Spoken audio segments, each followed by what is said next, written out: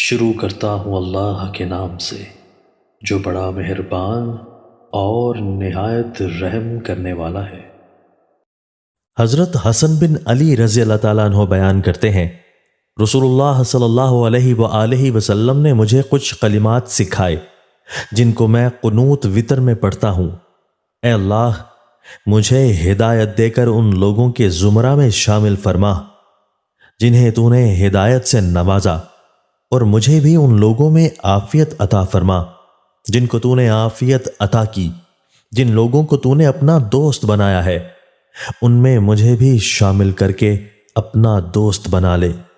جو کچھ تو نے مجھے عطا فرمایا ہے اس میں میرے لیے برکت ڈال دے۔ جس شر کا تو نے فیصلہ فرمایا ہے اسے مجھ سے بچا لے۔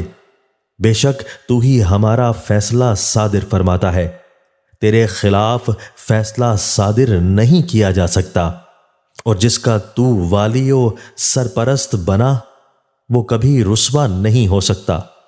ہمارے رب تو بڑا ہی برکت والا اور بلند و بالا ہے۔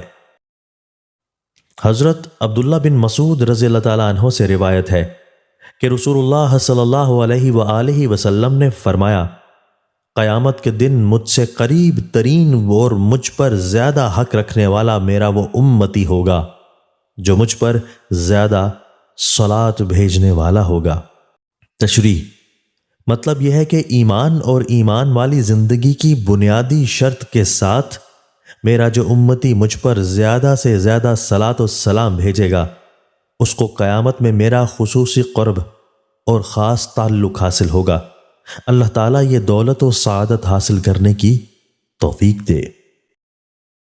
دوستو، اللہ تعالیٰ ہمیں ان احادیث مبارکہ پر عمل کرنے اور اپنی زندگیوں کو سنوارنے کی توفیق عطا فرمائے۔